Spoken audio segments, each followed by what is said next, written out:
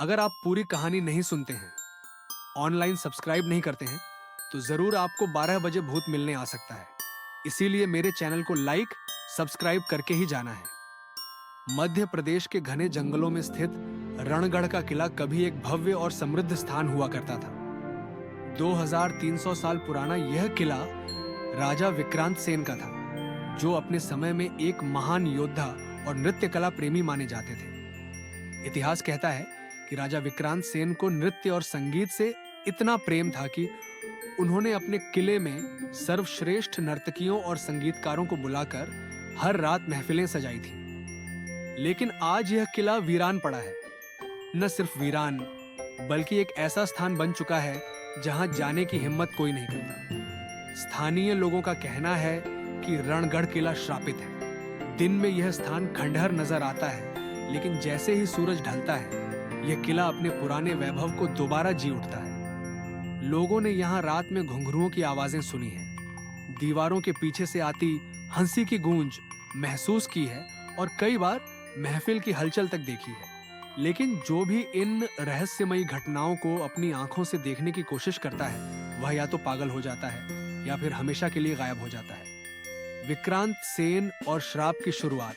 कहानी के अनुसार राजा विक्रांत सेन को एक प्रसिद्ध नर्तकी मृगनयनी से प्रेम हो गया था। मृगनयनी सिर्फ एक नर्तकी नहीं थी, बल्कि एक रहस्यमयी स्त्री थी, जिसके बारे में कहा जाता था कि वह परलौकिक शक्तियों से जुड़ी थी।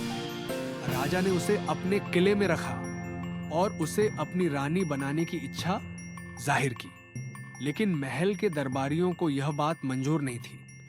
उन्होंने राजा को मृगनयनी के खिलाफ भड़काया और कहा कि वह एक साधारण स्त्री नहीं, बल्कि एक रूहानी शक्ति है जो राजा को अपने वश में कर रही है। राजा विक्रांत सेन अपने दरबारियों की बातों में आ गए और क्रोध में आकर मृगनयनी को महल की सबसे ऊंची मीनार से नीचे फेंकने का आदेश दिया। लेकिन मरते वक्त मृगनयनी ने श्राप दिया, इस किले में अब कोई सुख शांति से नहीं रह पाएगा। मैं और मेरी आत्मा यहीं रहेगी और जो भी इस महफिल को रोकेगा वह नष्ट हो जाएगा। कहते हैं कि उसी रात राजा विक्रांत सेन भी रहस्यमयी तरीके से मारे गए। उनकी मौत का रहस्य कभी नहीं सुलझ पाया। लेकिन उसके बाद से किला हमेशा के लिए शापित हो गए। आज रणगढ़ किला एक खंडहर में बदल चुका है, लेकिन यहाँ अब भी रात में वही महफिल सजती है।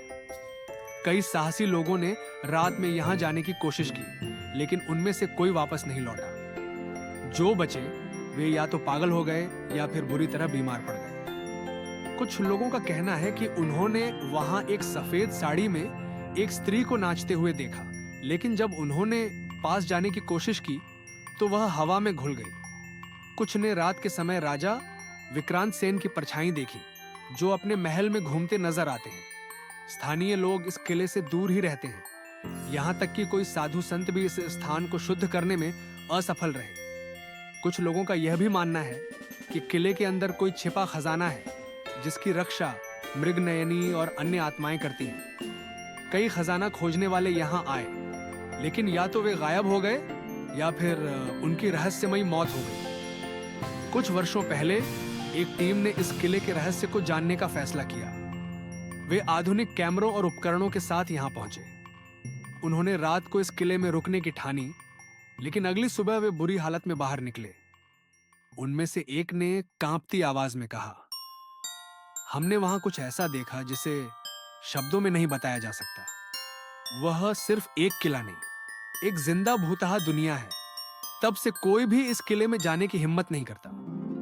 यह अब भी एक रहस्य बना हुआ है, एक ऐसा रहस्य जिसे सुलझाने की कोशिश में न जाने कितने लोग अपनी जान गंवा चुके हैं। शायद मृगनयनी का श्राप अब भी जिंदा है, शायद वह महफिल अब भी चल रही है, और शायद कोई आज रात उस महफिल का नया शिकार बनने वाला है।